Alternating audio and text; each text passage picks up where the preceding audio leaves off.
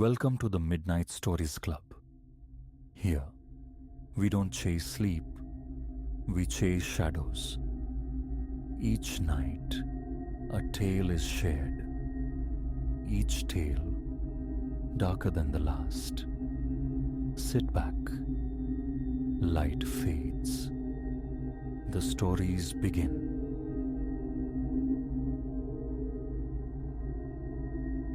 It began 3 weeks ago, the first visitation. Not some careless smear, no incidental smudge, but the unknowingly precise impression of a human hand.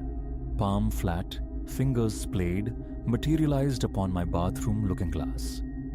I recall the instant with crystalline clarity. A vacuum opened in my chest, holding my breath hostage for 2 gravid seconds. Dramatic, perhaps, yet utterly true. My pulse simply ceased, a skipped beat in the body's rhythm as I stood there, shower damp, towel cinched at my waist, gaping at the impossible. My existence is a solitary one, confined to apartment 4B within a grand old Victorian dame of a house, repurposed for modern living in Boston's Back Bay. That Tuesday commenced like any other. Awakening at the habitual 6:30, the ritual of coffee, the digital triage of emails, then the 7:15 immersion in the shower's heat, preparing for the day's demands. The small bathroom, predictably, filled with steam, a consequence of hot water and indifferent ventilation. Reaching for the hand towel, I swiped a clear circle onto the fogged pane, readying myself to shave. And there it was, confronting me at eye level. That perfect palm print, etched into the condensation, it dwarfed my own hand. The fingers elongated and slender, the palm itself broad. Every crease, every whorl rendered with astonishing fidelity as if pressed against the cool glass with deliberate, unwavering force. I blinked again, scrubbing the entire mirror surface clear with the towel. The phantom hand vanished. My initial thought, a trick of the light, an illusion born of steam and shadow. Yet, leaning closer, inspecting the now clear glass, I discerned the faintest residue of oil, an ethereal map exactly where the print had lingered. Something had laid its hand upon my mirror. The window, bolted fast as always. The sole entrance was the door I'd just emerged from, and my apartment had held only me through the night. A frantic drumbeat started against my ribs. An intruder during my sleep. But why only touch the mirror? And how bypass the deadbolts, the security system, without a whisper of alarm? That day, work received a fabrication about sudden illness. Hours bled away as I scoured every inch of my rooms for any sign of violation. Replaced the locks. Even had the building superintendent scrutinize the hallway security footage.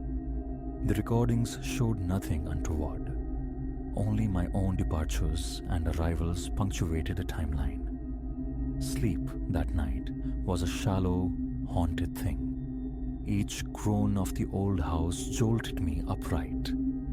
I found myself repeatedly drawn to the bathroom, half convinced I'd find a figure waiting in the dimness. But a mirror remained placid, my solitude unbroken. By morning, I'd nearly rationalized it away. Stress manifests strangely, doesn't it? The relentless hours at the investment firm, the eroded sleep. Perhaps a holiday was overdue. Then, precisely 1 week later, it recurred. The same sequence: shower, steam, the swipe of the towel. This time, however, 2 prints greeted me. Side by side, identical in scale and form to the first, pressed into the veil of moisture, as though someone had stood before the glass, leaning in with both palms flat against it. Wiping them away felt futile. Instead, I fumbled for my phone, my hands trembling so violently the initial photographs were mere blurs. Once a clear image was captured, I scrutinized it. The prints were perfect duplicates, down to the most infinitesimal line, a microscopic congruence suggesting the same hand. Applied twice with impossible precision, it was then a detail leaped out, chilling me to the marrow. Centered in each palm was a perfect circle, roughly the diameter of $0.25. No feature of human anatomy accounted for this. These circles possessed sharp, defined edges, seeming to recess deep into the hand itself, like apertures punched cleanly through the flesh. I forwarded the images to Leo, my closest friend, attempting a veneer of nonchalance. "Hey, bizarre artifact in my bathroom? Thoughts?" His reply was swift. "Nice Photoshop skills, man. Creepy. Except there was no digital manipulation. The handprints were terrifyingly real, occupying my bathroom space, defying all explanation." My showers became truncated affairs thereafter. Hurried rituals performed with the bathroom door flung wide. A small dehumidifier hummed constantly, tasked with keeping the mirror free of its telltale fog. For 2 weeks, an uneasy peace held. No further manifestations. I began cautiously to unclench, to entertain the notion that the phenomenon, whatever its nature, had passed.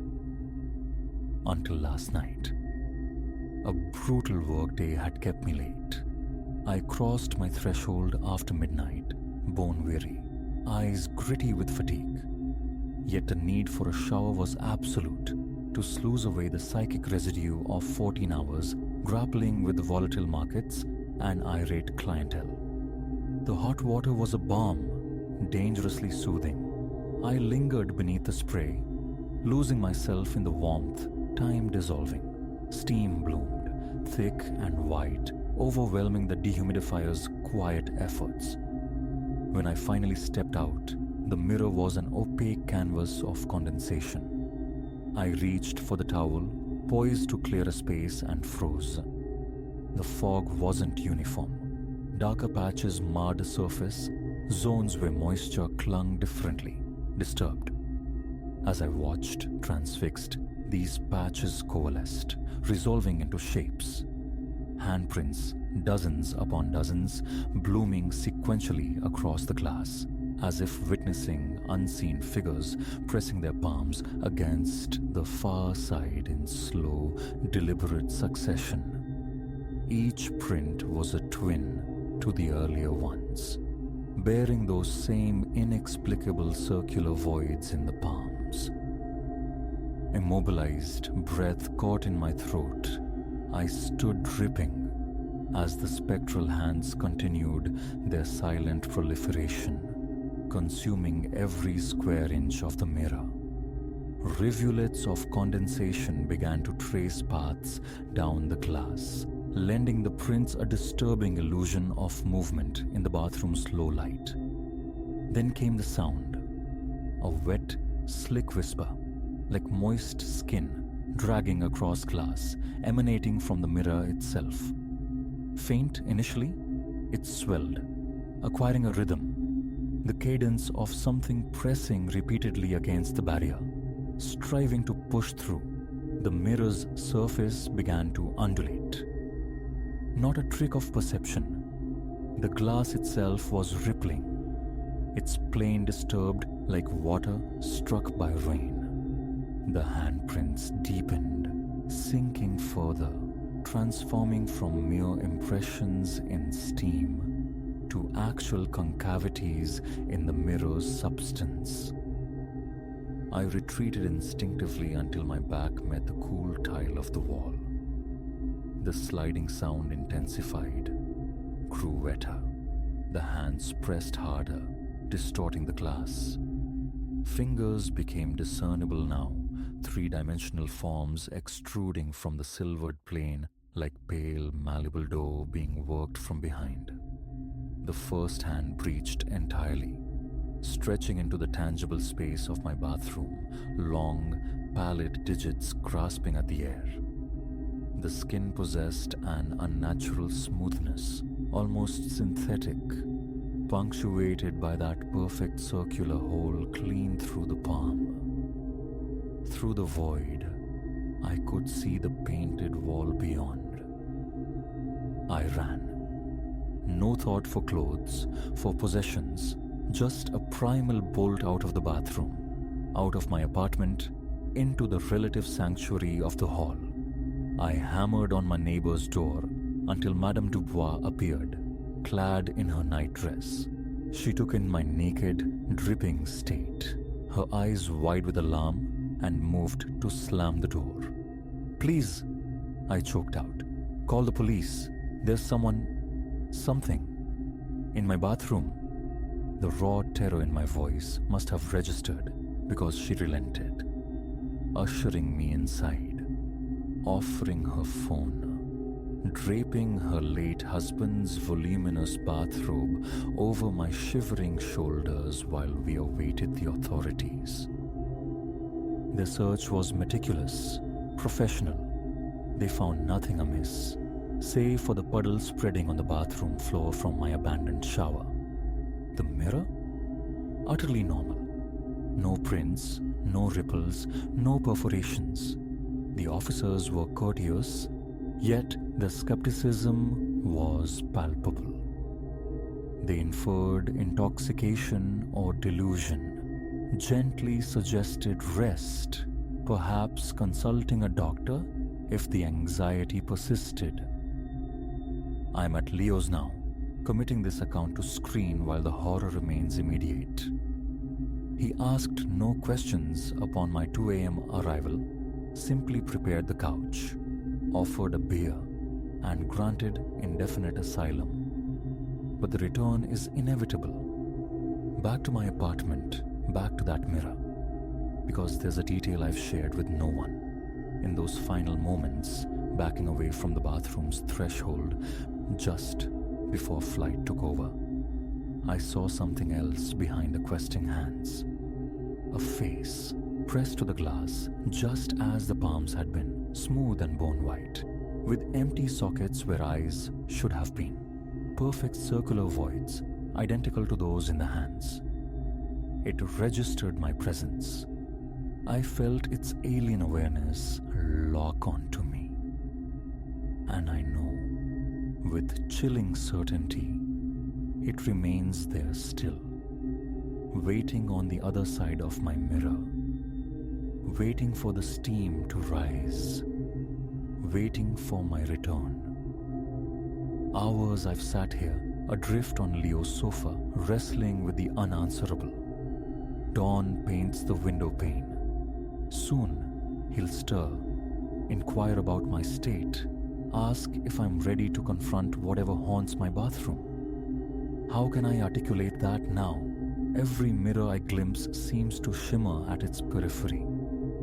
That fleeting movements flicker in my peripheral vision whenever I pass a reflective surface.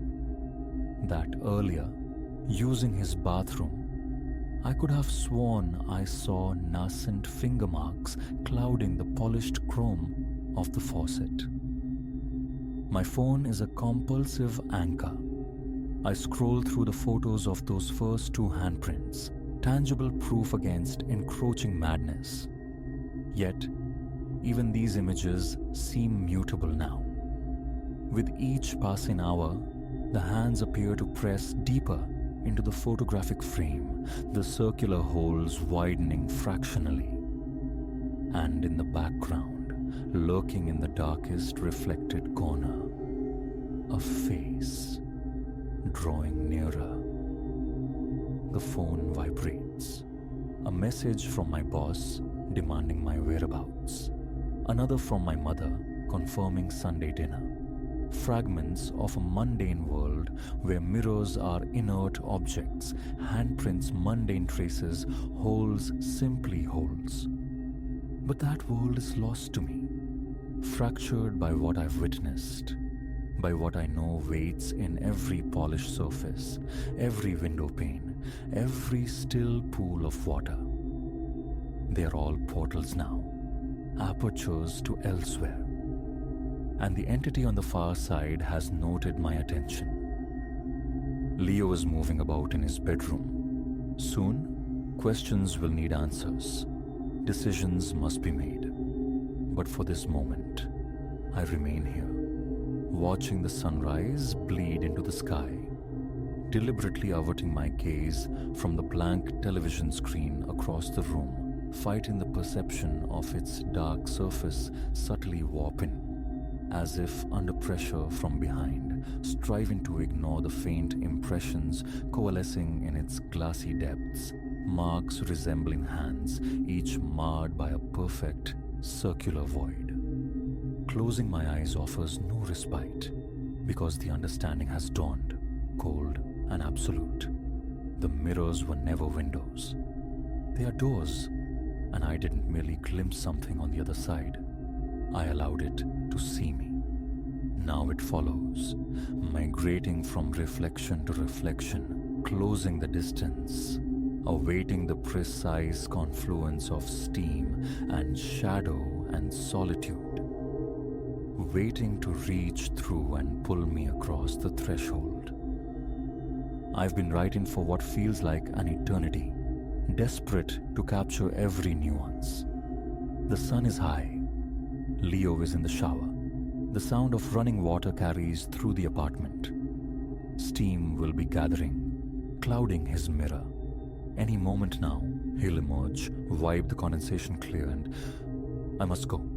Warn him. I have to... Wait. That sound. Do you hear it? That slick, wet sliding, like skin adhering to glass? It's coming from the laptop screen. This screen, the one I'm typing on. It's darkening, undulating like disturbed water, manifesting marks that look like... No. No. Please. I have tea.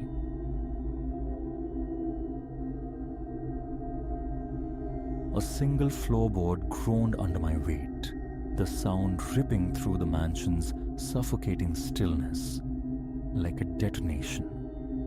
My breath hitched, heart hammering against my ribs. Trapped in the cone of my flashlight, the dust-choked corridor stretched into oblivion. I stood utterly immobile, ears straining against the profound quiet, listening for any answering stir, any hint of discovery. Silence reigned, broken only by the frantic, shallow gasps of my companions flanking me from behind. An age passed in that frozen moment before I dared another step. Retreat was unthinkable now. The threshold had been crossed, despite the primal scream in my bones urging flight. My name is Rhys Thorne. Once, I might have labeled myself an urban explorer, a chronicler of forgotten spaces. That title feels hollow now, ill-fitting. What am I? A connoisseur of decay? A fool courting oblivion? Or merely someone irrevocably altered? Someone who glimpsed the abyss and can no longer appreciate the mundane shoreline? 3 months past it began. Liam, my oldest friend, presented a fragment of digital ether, a video unearthed from the web's murky depths. Grainy, unstable footage painted a portrait of this very house, a derelict pile brooding on the city's fringe, steeped in decades of local superstition. But this artifact was aberrant. Flickering lights danced in vacant windows, shadows writhed independent of any discernible source. And then, the climax. A fleeting glimpse, fractions of a second, of a countenance peering from an upper casement. A visage utterly alien. Liam, ever the pragmatist, dismissed it. Clever CGI, viral fodder for some nascent horror flick. I harbored deeper uncertainties. That face, something in its fleeting appearance, resonated with a cold, primordial dread that revisited me with every viewing. Thus, the pilgrimage was conceived. Liam, myself, and Chloe, whose online platform thrived on dissecting paranormal claims with sharp-eyed skepticism. The best outcome? Compelling content for her channel. The worst? An evening spent navigating cobwebs and shadows in a legitimately eerie ruin. None of us grasped the true nature of the darkness we were poised to enter. Before us, the mansion squatted, a skeletal Victorian behemoth clawed against the bruised twilight canvas. Even ravaged by time, vestiges of former opulence clung to its frame. Yet now, with paint curling like sunburnt skin and windows blinded by crude boards, it exhaled pure nightmare. Final opportunity for cowardice, Chloe murmured, her camera already humming, its red eye gleaming. Liam offered a tight grin, though a tremor betrayed him in the dim light. Not a chance. We came seeking clarity. We won't leave without it. I gave a curt nod, battling the icy knot tightening in my gut. Let's proceed. Breaching the perimeter proved anticlimactically simple. A ground floor window gaped, its wooden seal pried away by previous intruders. As we clambered inside, the air hit us, a palpable miasma of rot, dust, and something indefinably ancient. Gods, the stench! Liam choked out. Fabric pulled futilely over his nose and mouth. Chloe panned her lens across the entry hall. Seems we weren't the first uninvited guests. Indeed, the floor, thick with the grey velvet of undisturbed dust, bore a tapestry of footprints. Yet something felt dissonant. Some impressions were mundane. Boot soles, sneakers, others were shapes I couldn't reconcile, geometries of pressure that belonged to no terrestrial foot. We pressed deeper, flashlight beams slicing the oppressive gloom. Each room whispered tales of extinguished grandeur, spectral drapes devoured by moths, furniture shrouded like corpses under linen palls, wall portraits obscured by layers of grime until the subjects became anonymous smears. Interspersed with this decay, however, were anomalies, jarring notes in the symphony of neglect. One chamber held a circle of candles, their wax still yielding to the touch, hinting at recent illumination. Another bore intricate sigils gouged into the floorboards, the cuts raw and sharp against the aged timber. Right, Chloe breathed, her usual detached analysis faltering into undisguised unease. This has officially transcended creepy. That was precisely when the sound came. A solid thump from the floor directly above, instantly followed by the distinct cadence of footfalls. We froze as one, gazes locking in, shared, sudden foe. Another explorer, maybe? Liam ventured, his voice a strained whisper. The suggestion felt hollow. The long, weed-choked drive had been utterly deserted, and those steps, they possessed a weight, a deliberate, measured rhythm that felt profoundly wrong.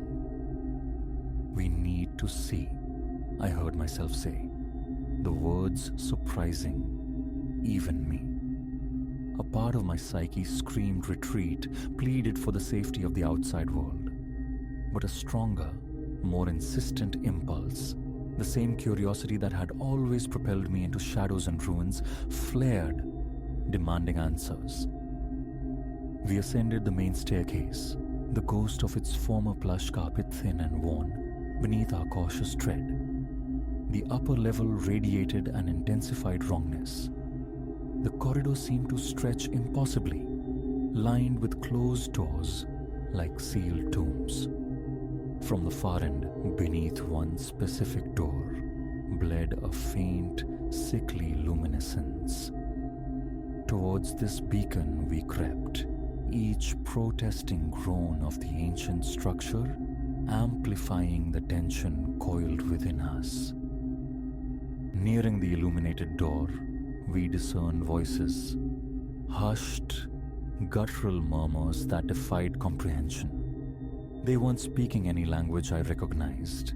The intonation was alien, rising and falling in hypnotic, unsettling patterns that induced a dizzying vertigo if focused upon too intently. Mere feet separated us from the door when Chloe's camera emitted a shrill, electronic chirp, the low battery warning. Instantly the voices ceased. A vacuum of silence descended. Then slowly, inexorably, the door began to swing inward. "Go!" I hissed, already pivoting, shoving them back the way we came. We bolted down the hallway, abandoning all pretense of stealth. Behind us, a presence spilled from the room. Its pursuit was immediate, unnervingly swift, the steps closing the distance with inhuman celerity. We plunged down the stairs, leaping multiple steps at a time. I risked a backward glance, a mistake I instantly regretted. Framed against the eerie glow from the now open doorway stood a figure. It was tall, unnaturally so, its limbs elongated, jointed at angles that defied anatomy, and its face, where features should have been, there existed only a roiling vortex of absolute blackness, a patch of night deeper than the surrounding shadows. Reaching the landing, Liam stumbled, crashing heavily onto the dusty floor. Chloe and I seized an armor piece, wrenching him upright, but the delay cost precious heartbeats. We heard it descending the stairs now, each heavy tread a hammer blow against our nerves. We scrambled for the entry window, lungs searing, hearts threatening to rupture. Chloe first, then Liam, as I heaved myself through the opening. An icy touch grazed my ankle. I lashed out instinctively, a blind kick connecting with something yielding, rewarded by a hiss that was almost disturbingly human. Then I was free, tumbling onto the tangled grass outside. We sprinted, not daring to look back until the car door slammed shut, the locks clicking like gunshots. As Liam savagely revved the engine, my gaze snapped back to the mansion. There, framed in an upper window, was the face, the impossible visage from the video. Only now I understood. It wasn't a face. It was pure absence, a swirling void radiating palpable malice. The drive back unfurled in stunned silence, each of us adrift in the wreckage of our assumptions. Miles dissolved before Chloe spoke, her voice thin and trembling. "My camera," she whispered. "When we ran, I dropped it. It's still inside." The implication hung heavy in the car's cramped space. Whatever chilling evidence she might have captured, whatever proof of the impossible thing we encountered, was lost to the house. But as I sat there, tremors still racking my body, the need for proof felt suddenly irrelevant. We knew. The experience was branded onto us, and a chilling certainty settled in my marrow. This wasn't finished. In the ensuing days, we cycled through desperate rationalizations, elaborate hoax, shared hallucination, pranksters with uncanny resources. Yet, beneath the self-deception, the truth festered. Certain corners of the world held phenomena that spat on explanation. Entities that nested in the shadowed decay of forgotten places, awaiting the trespass of fools like us. We never recounted the night's events to outsiders. Belief was too much to ask. But sometimes in the dead of night, I find myself drawn irresistibly to my window, peering into the darkness beyond the glass. An unshakable conviction grips me. Somewhere out there, within that crumbling edifice on the city's edge, something stares back. It waits, it watches, and I know, with a cold finality that freezes my soul, that return is inevitable. Once you've pulled back the curtain, however slightly, on what lies beyond the mundane, you can never truly turn away.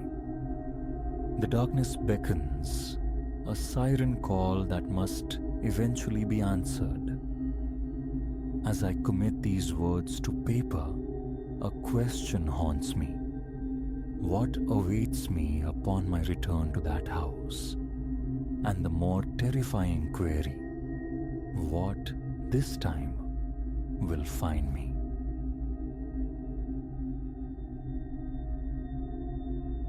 The instant my fingertips grazed the alien thrum of that flora, a profound certainty of error bloomed within me. What commenced as a tranquil expedition for woodland simples dissolved into a harrowing pursuit, a desperate flight from an entity utterly defying comprehension. Had I but heeded the hushed admonitions, the local law surrounding the forest's tenebrous heart, a place shunned even by the wild things, this nightmare might never have claimed me. Ilara is my name, and the verdant world has ever been my sanctuary. An ardent student of botany, a gatherer of herbs, my weekends were sacraments performed amidst the opulent forests flanking our quiet hamlet. Catalogue in life, gathering essences for tinctures and balms. More than mere pastime, it was communion, tethering me to the earth as nothing else could. That pivotal Saturday dawned with familiar grace.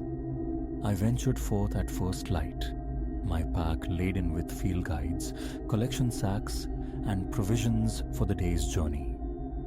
The ore, sharp and clean, bore fragrances of pine resin and moist loam. Avian melodies stitched the canopy overhead, punctuated by the distant percussive industry of a woodpecker. Hours melted away as I pressed onward, deeper into the sylvan expanse than my boots had ever carried me, until I emerged into an unexpected clearing. Sunlight, fractured by the dense foliage above, dappled the forest floor in shifting mosaics of light and shadow. There, solitary at the clearing's core, stood a specimen of vegetation utterly unknown to me, to any text I had ever consulted. Its foliage, a profound, iridescent violet, shimmered with an almost vitreous luster. The central stalk pulsed with a slow, rhythmic cadence, suggesting a hidden vascular beat. Gossamer tendrils extended from its form, swaying gently in a draught I could not perceive. Curiosity potent and eclipsing silenced prudence. I advanced with measured steps, hand instinctively reaching. A diminutive voice, buried deep within my consciousness, shrieked a warning. Retreat, turn away. Yet the plant exerted a pull, its soft undulations seeming to intensify, beckoning me closer. The moment of contact, my flesh against one shimmering leaf, ignited a cataclysm. Energy, raw and electric, surged through my nerves, a static discharge amplified 1,000-fold. I snatched my hand back, a sharp gasp escaping my lips, but the trespass was complete. The threshold had been crossed. Silence held for a breath. Then, with glacial, terrifying deliberation, the plant stirred. Its tendrils writhed, stretching, elongating toward me with unnerving deliberation. The pulsing quickened, accompanied now by a low, resonant hum that vibrated in my bones. I staggered backward, my heart a frantic drum against my ribs. Impossible. Flora did not animate thus, did not reach with such evident volition. Yet, as I stood transfixed by horror, the impossible asserted its reality. The plant tore itself from the earth, its root system transmuting into grotesque, spindly limbs. It skittered toward me, an arachnoid horror born of botany, its tendrils grasping, questing through the air. That galvanized me. I broke, turned, fled, crashing through tangled undergrowth, heedless of path or concealment. Behind me, the pursuit was undeniable, a frantic rustling, the sharp retort of snapped twigs marking its relentless advance. I ran until my lungs screamed for respite, until my legs felt like anchors dragging through mud. Only then did I risk a backward glance. The clearing had vanished, swallowed by the trees. A fragile bloom of hope withered as a flicker of violet iridescence flashed between distant trunks. It persisted. It hunted. With the sun's descent painting the forest in long, ominous shadows, a fresh wave of fear crested. Lost. Utterly disoriented by panic, soon darkness would fall completely, imprisoning me in this wilderness with that. I fought for composure, for the semblance of rational thought. Shelter was imperative, a refuge to endure the night. As if conjured by my unspoken plea, a shallow cave mouth appeared, nestled into a nearby slope. I scrambled towards it, casting anxious glances over my shoulder with every stride. Just as I reached the shadowed opening, the telltale rustle sounded alarmingly close behind. I plunged inside, flattening myself against the cool, damp stone, scarcely daring to draw breath. Outside, I heard its movements, a circling, probing presence. Those questing tendrils materialized at the cave's threshold, testing the darkness within. I held my breath, a silent invocation against its entry. After an eternity compressed into minutes, it withdrew. A faint sigh escaped me, but vigilance remained paramount. It was still out there, waiting. Night deepened, and the forest awakened to its nocturnal symphony. The hoot of owls, the furtive rustlings of unseen creatures. Yet beneath these familiar sounds lay the unsettling thrum I'd first heard in the clearing. It seemed to emanate from everywhere and nowhere simultaneously, suffusing the air with an oppressive, alien resonance. Exhaustion eventually triumphed over terror, pulling me into fragmented sleep. I awoke to pale morning light, filtering into the cave's recess. For a fleeting, desperate moment, I entertained the notion of it all being a fevered dream. But a cautious peek past the cave's lip shattered the illusion. It was there. The plant creature waited, its violet leaves glistening with morning dew. The instant it registered my movement, it began its approach. I recoiled back into the stone embrace, mind racing. Indefinite sanctuary was impossible, yet outrunning it seemed equally futile. A strategy was needed. Then a fragment of botanical knowledge surfaced. The aversion many plants exhibit to fire, their recoil from intense heat and light. A desperate gamble, but the only one available. My fingers scrabbled through my pack, offering silent gratitude to whatever providence had guided me to pack matches and a small vial of alcohol-based hand sanitizer. Scant resources, yet perhaps sufficient for a rudimentary defense. Drawing a deep, steadying breath, I braced myself. Now or never. I erupted from the cave, instantly locking eyes with the creature. It reared back, tendrils poised to strike. This time, however, I held my ground. As it lunged, I squeezed the sanitizer vial, simultaneously striking a match. The alcohol flowed, birthing a brief but potent gout of flame. The reaction was immediate, startling. The creature convulsed backward, its tendrils curling inward defensively. It emitted a high-frequency keening, a sound that grated against my very nerves. I pressed the attack, advancing with my makeshift weapon. Each burst of fire drove it further back, its movements growing frantic, disorganized. Finally, summoning a final reserve of strength, I unleashed a sustained jet of flame. The creature writhed, thrashed, its piercing cry escalating to an unbearable pitch. Then, unbelievably, terrifyingly, it began to unravel. The shimmering leaves crisped, crumbled into fine ash. The pulsing stem buckled, collapsing inward upon itself. Within moments, only a small mound of smoldering detritus remained.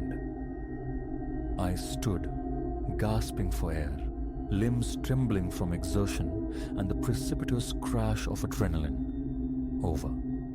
I had prevailed. But as I turned, preparing to navigate my way back toward the known world, my gaze fell upon something that froze the marrow in my bones. All around the small patch of earth where our final struggle had occurred, they emerged. Dozens of tiny, vibrant purple shoots piercing the soil. The understanding struck with the force of a physical blow. This was no conclusion, merely a prelude. The entity I had faced was but a vanguard, the first to attain maturity. But more were coming, countless more, latent, waiting to grow, to hunt, to propagate. In that chilling instant, I knew escape was not enough. A responsibility had settled upon me, an obligation to sound the alarm, to discover a means of containment before it was irrevocably too late. Should these entities ever breach the confines of this forest, the ramifications were unthinkable. Trekking back towards the town, my thoughts were already a whirlwind of contingency. Botanists, biologists, perhaps even military intervention. Someone must possess the knowledge to counter this burgeoning menace. Yet, a deeper certainty resided within me. I was likely the sole individual who grasped the true scale of the danger, the only one who had confronted these beings and survived. Whatever trials awaited, whatever conflicts loomed, I would stand at the forefront. For knowledge sometimes is a terrible weight, yet it is also power. And I resolved to wield every particle of understanding I possessed to ensure the horrors witnessed within these woods remained confined, never spilling into the unsuspecting world beyond. Reaching the forest's edge, I paused, casting a final look towards the deep, umbral heart where my ordinary existence had fractured, replaced by this extraordinary, terrifying reality. I drew a long breath, steeling myself. This was merely the inception, but I was prepared. Prepared to contend, prepared to shield, prepared to confront whatever alien nightmares this ancient forest might yet conceive. Because someone must, and that someone was now me.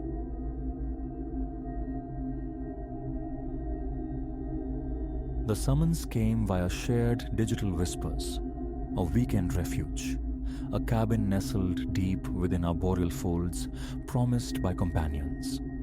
They'd secured this splinter of solitude far from the city's ceaseless hum, envisioning languid days, woodland explorations, a collective exhale. Anticipation thrummed within me. Arriving was like stepping through a veil. The air itself shifted, dense with pine and damp earth. Silence, profound and absolute, settled over us, punctuated only by the wood's subtle orchestra.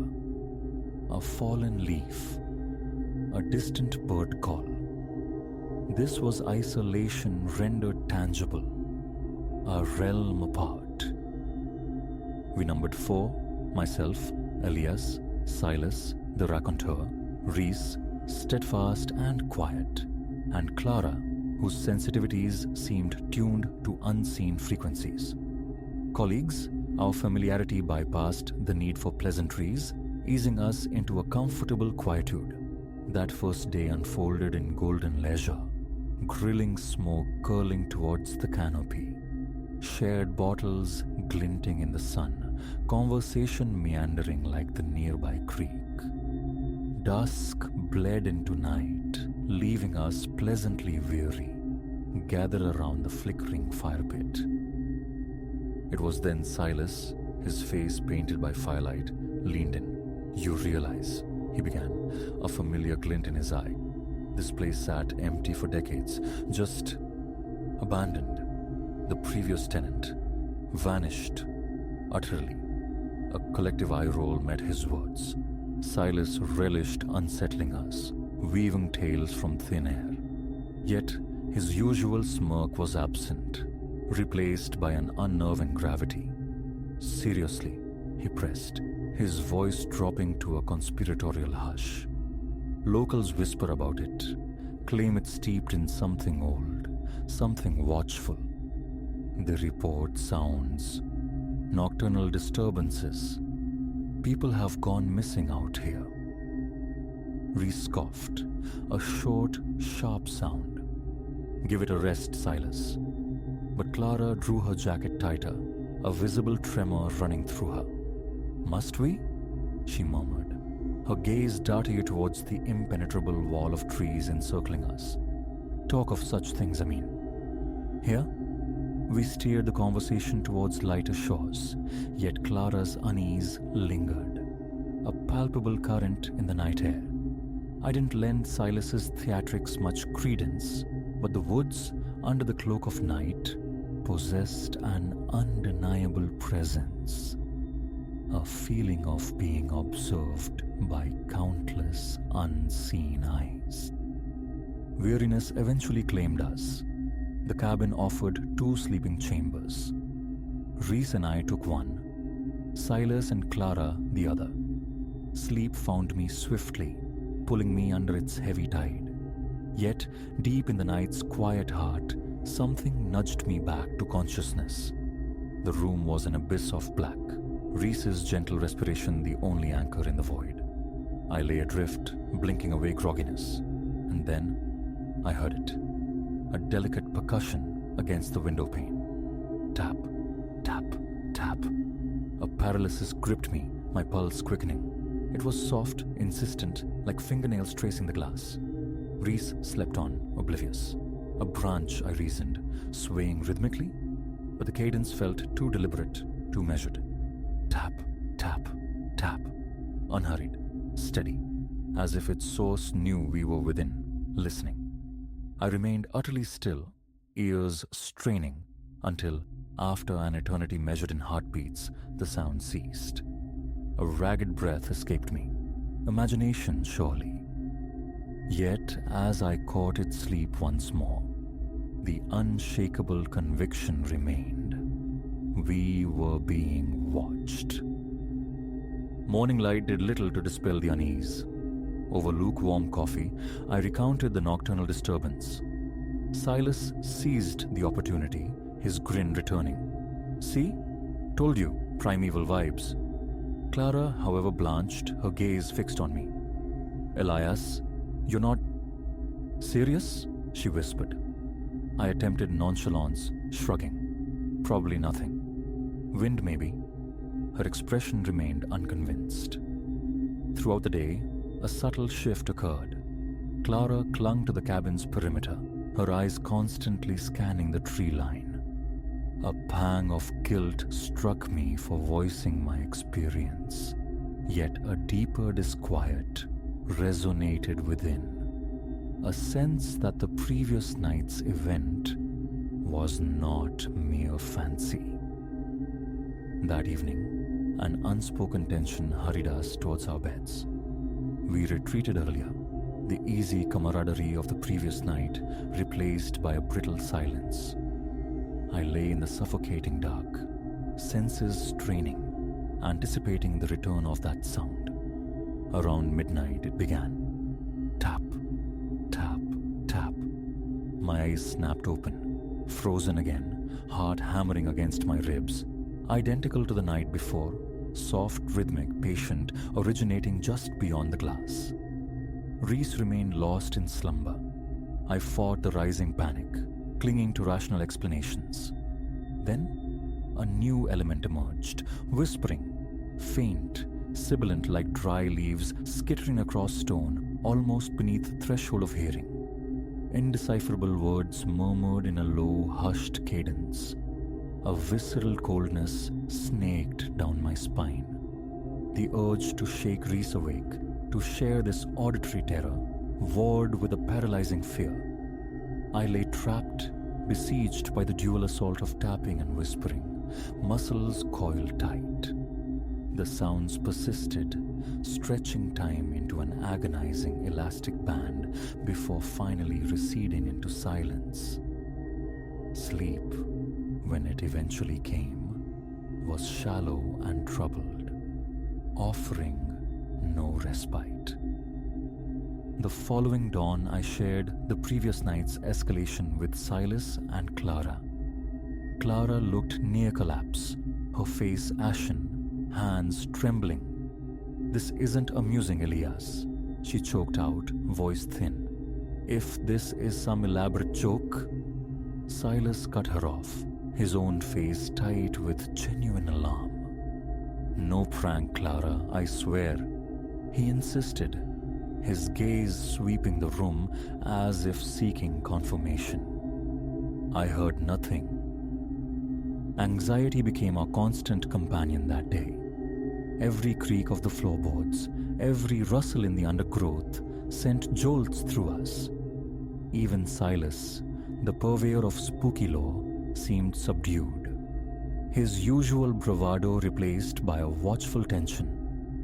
We remained tethered to the cabin, the surrounding woods now feeling less like a sanctuary and more like a waiting maw.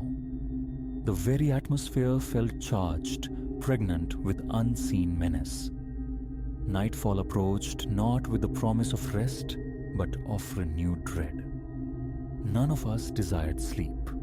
We huddled in the main room, lights blazing defiantly against the encroaching dark, conversations sparse and hushed. But the inevitable could only be postponed. With strained goodnights, we retreated to our respective rooms, each step heavy with foreboding. Darkness enveloped me once more. I lay rigid, listening, every nerve ending screaming, and then, precisely as feared, tap, tap, tap. Louder this time, more insistent, impatient. I bolted upright, breath catching in my throat, fear a cold fist clenching in my gut. Across the room, Reese was awake, his eyes wide in the gloom, fixed on mine. He'd heard it. "God, what is that?" he breathed, his voice ragged. I could only shake my head, mute with terror. The tapping continued, a relentless, unnerving rhythm invading the small space. Then the whispering returned, amplified, chillingly distinct, seeming to emanate from directly outside the window. A low, grating susurrus. Though the words remained elusive, the tone felt horribly intimate, as if calling to us, beckoning us towards the glass. Ice flooded my veins. We had to escape. My hand found Reese's arm, yanking him towards the door. We stumbled into the hallway, bursting into Silas and Clara's room. They were both wide awake, faces stark white canvases of fear. "Leave," I managed, the word a strangled whisper. "Now." No persuasion was needed. We scrambled for essentials, coats flung haphazardly over pajamas, and fled the cabin's oppressive embrace, plunging into the moonless night, without a backward glance. The towering trees loomed like skeletal sentinels, but the primal urge to flee eclipsed all else. Distance, speed, that was all that mattered.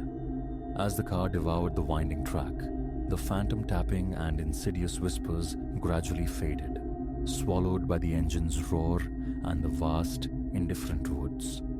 Yet the fear remained, a heavy shroud settling over the four of us in the cramped, silent car. The horror clung, unspoken, indelible. That cabin, and the secrets held within its shadowed walls, remained firmly in our past, a place revisited only in the landscape of nightmares.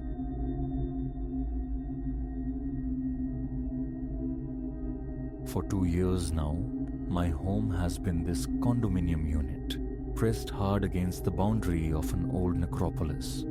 Only a stark concrete partition, tall and unyielding, separates the living from the long-settled dead. Does it trouble me? People inquire. Initially, a shrug sufficed, a denial murmured. Night whispers from the other side? Easily dismissed, mourners lingering late perhaps, or grounds staff attending to nocturnal duties. But then came the low, secretive laughter, the soft ululations drifting over the wall at hours devoid of ceremony. Hours when the city slept and the graveyard should have been utterly still. The disquiet began subtly, solidified the morning I discovered a desiccated bloom upon my balcony. Its origin a baffling mystery. When I reached to discard it, the flower dissolved, sifting through my fingers like finest ash. That was the moment certainty fractured. Something was profoundly awry. I reside on the second tier of a 5-story structure, my small veranda granting a direct prospect onto the cemetery wall. By day, the view holds a certain placid normality.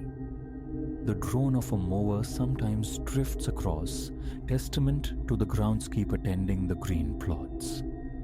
Crows, like obsidian shards, occasionally punctuate the wall's grey expanse. Below, the grand iron gate permits the ebb and flow of visitors. Sunlight paints a scene of tranquil repose. Night, however, unravels this facade. Seated in my darkened living room, the glow of a screen or the pages of a book my only companions. I'll catch fragments of speech from beyond the partition. The voices are hushed, indistinct, a low susurrus. My mind scrambles for logic. Late tributes offered, an elderly custodian making his rounds. Yet, there are other times, instances of laughter, thin and breathless, as if choked back, devoid of mirth. and worse, a protracted, languorous moan that traces icy paths along my skin. A sound not of human suffering, but something other. It defies neat explanation, yet infallibly raises the fine hairs at my nape. The first tangible alarm sounded roughly a month past.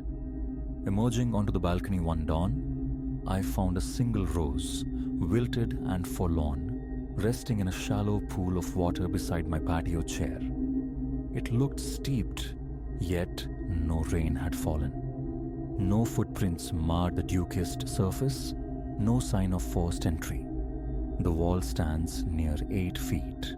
Scaling it seemed purposeless, improbable.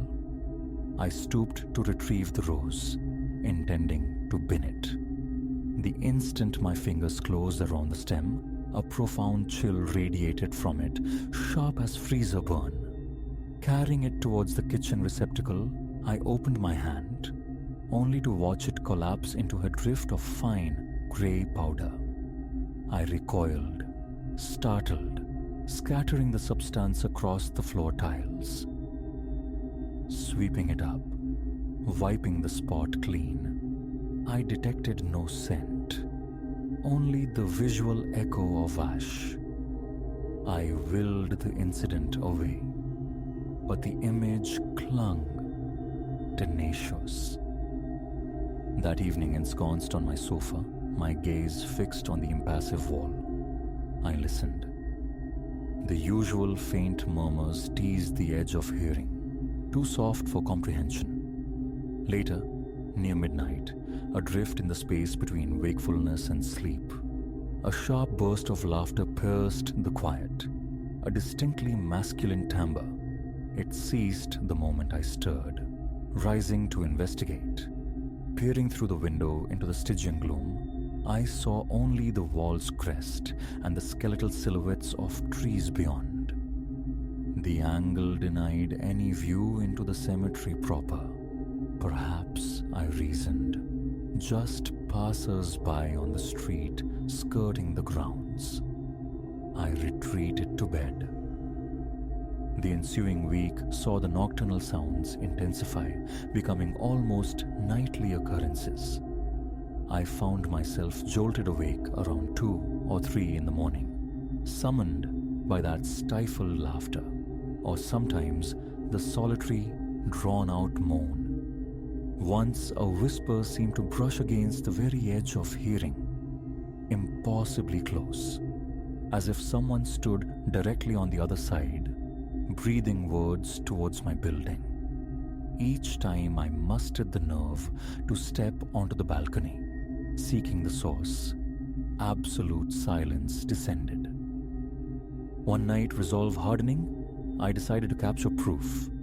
Extinguishing every light within my apartment, I slid the glass door ajar and stepped into the cool night air, phone extended, recording. For 10 minutes, I stood sentinel. The resulting audio yielded little, a low ambient hum, the occasional sigh of wind through unseen leaves. Yet, listening back later, headphones clamped tight, my pulse hammered. There, buried in the static, a fleeting moment, a breathy exhale.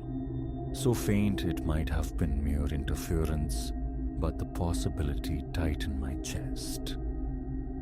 Following this, I vowed a more direct approach. The next time, I would try to Azi. The complication remained. The main gate was chained and padlocked after 6 each evening. Trespassing felt wrong, risky. A small caretaker's office stood near the entrance. Approaching him seemed the logical step, yet the words felt absurd on my tongue. Excuse me. I hear spectral noises nightly. May I conduct a paranormal patrol? Still, encountering him during daylight hours, I ventured a casual inquiry about late shifts, nighttime burials, or vigils. He chuckled, dismissing the notion. The cemetery gates closed to the public at dusk, he confirmed, and his own departure was typically by 7.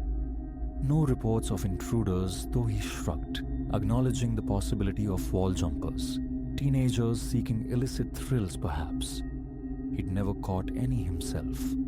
This mundane explanation offered a fragile sort of comfort. Kids then. Pranksters leaving morbid tokens. I decided to remain vigilant, ready to deter any youthful trespassers. But the balcony offerings continued, each more unsettling than the last.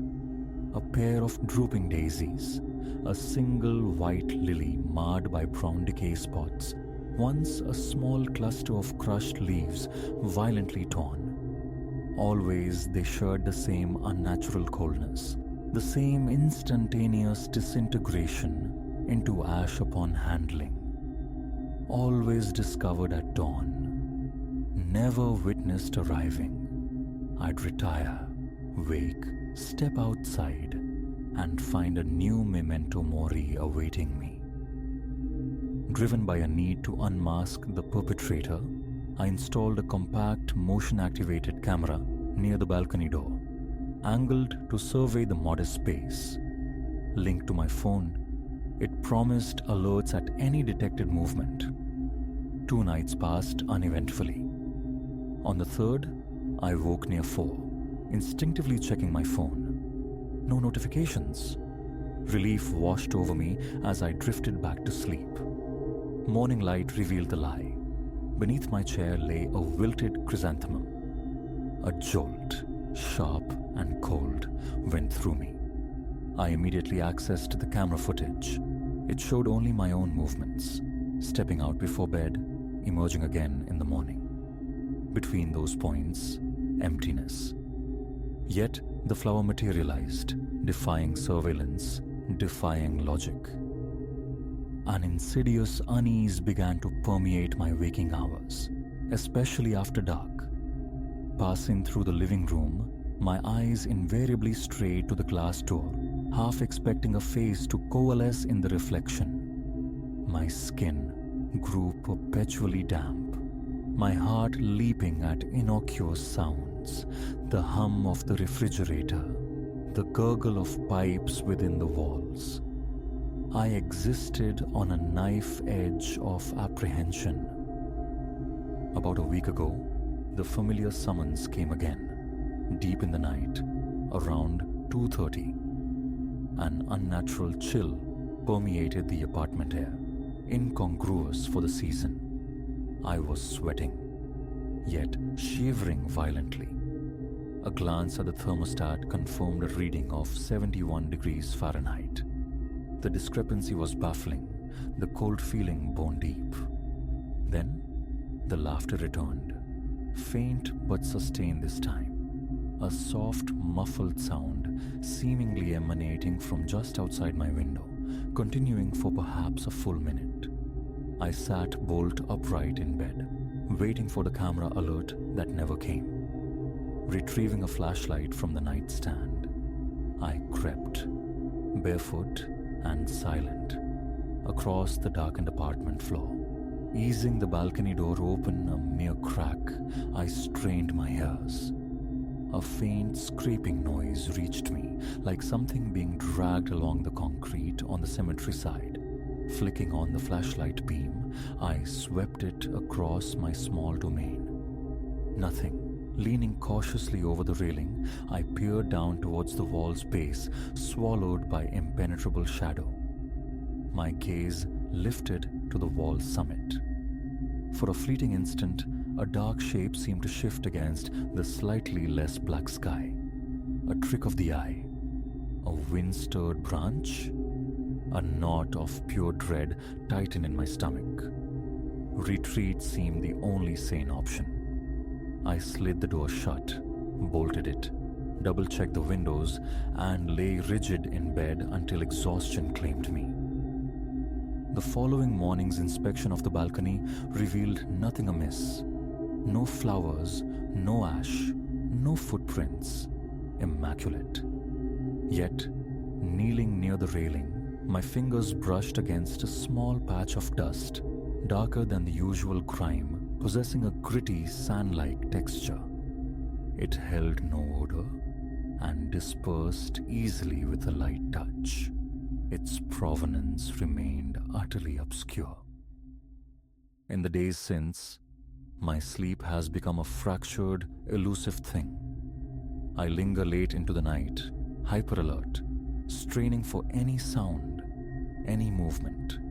Sleep, when it comes, is shallow, arriving near 1 or 2, leaving me hollow-eyed and frayed for work. Colleagues remarked on my jumpiness, my distracted air. One gently probed if personal troubles were weighing on me. I mumbled about disruptive neighbors, omitting the crucial, chilling detail of their presumed residence. 2 nights passed, I resolved to confront the unknown head-on. Donning a hoodie against the night air, I carried a chair onto the balcony, settled into the darkness, phone clutched tight, all interior lights extinguished to meld with the shadows. Around 1 a.m., the scraping sound returned, tentative at first, then more distinct. It was followed by a low, vibrato hum, an unidentifiable, meandering tune that rose and fell before dissolving into silence. My palms grew slick, my mouth papery dry. Again, I leaned over the railing, aiming the narrow beam of my small flashlight. This time, I saw it, or believed I did. Fingers, pale and distinct, gripping the top edge of the concrete wall. They vanished the instant the light touched them, so swiftly I questioned my own senses. Raw panic surged, my pulse hammering against my ribs, the flashlight nearly slipping from my trembling grasp. I scrambled back inside, slamming and locking the door, heart threatening to batter its way out of my chest. I stood frozen, listening. Silence. After long minutes, a semblance of calm returned, enough to propel me towards the bedroom. I lay staring at the ceiling, adrift in a sea of fear, until oblivion finally took hold. Morning brought a clean balcony. No flower, no dust, no trace. The camera, as ever, remained oblivious. Now, I exist in this state of perpetual, low-grade dread. The laughter, the moans, the ephemeral, ash-bound flowers, they defy rational explanation. Moving out beckons, a drastic solution yet increasingly appealing. My lease, however, holds me captive for months more, and breaking it requires tangible proof, not just spectral anxieties. But my well-being feels increasingly fragile. Each nightfall brings a renewed tension, a waiting game. I cannot definitively name what lurks beyond that wall, only that I have heard sounds defying earthly origins, found objects materialized through impossible means. Something stirs by that concrete divide, and its presence feels utterly wrong. Sleep offers little respite, my nerves are frayed thin. My body feels leaden, and I startle at the slightest noise. The distant chime of the building's elevator feels like a prelude. Trapped here, beside a graveyard that refuses the quiet dignity of death, I feel perpetually exposed.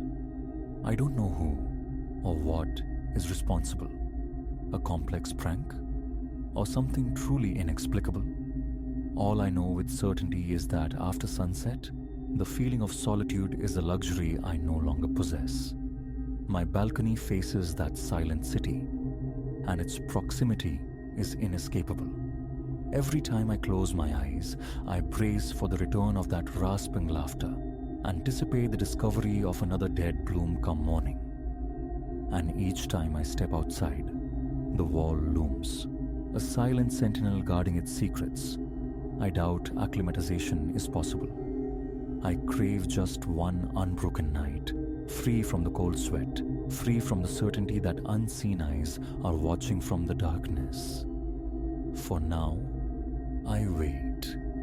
listening to the silence, acutely aware of its fragile, temporary nature, forever uncertain what sound will shatter it next.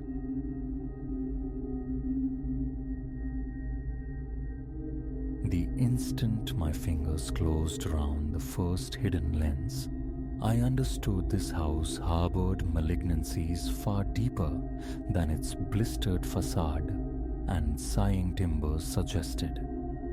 What began as the prosaic task of prepping a neglected property for the market spiraled swiftly into a suffocating vortex of voyeurism, an obsession whose tendrils would coil around my memory for years. My name is Elias Thorne, a decade spent navigating the labyrinthine world of real estate. I'd encountered my share of eccentric estates and the ghosts of their peculiar inhabitants, but nothing foreshadowed the abyss waiting within 11 Ravenwood Lane. It was a Tuesday, bathed in the deceptive innocence of morning sunlight, when I first approached the slumped shoulders of the old Victorian. The bank held the keys, the previous owner, a solitary eccentric named Arthur Penhaligon, having vanished into the ether of death without known kin. My mandate was straightforward: exorcise the neglect, ready it for new eyes. Externally, it presented the usual tableau of abandonment: paint curling like sunburned skin, gutters bowed with leafy detritus, a lawn surrendering to wilderness, familiar territory. The key grated, admitting me into an atmosphere thick with the stale breath of vacancy. Dust motes danced in the slanted light, illuminating a cluttered landscape typical of solitary age. Sedimentary layers of newspapers, shelves burdened with forgotten trinkets, furniture spectral beneath pale dust sheets. I moved through the rooms, a mental checklist forming: purge, polish, paint. The study yielded the first shard of ice. Surveying a towering bookshelf, contemplating the Sisyphean task of its clearance, my gaze snagged on an anomaly. One volume stood unnaturally rigid amongst its worn companions. Sliding it free revealed a deception: a hollowed-out husk nesting a compact, sophisticated camera. A glacial chill traced my spine as I held the cold eye in my palm. Why conceal surveillance within one's own sanctuary? Logic offered flimsy shields.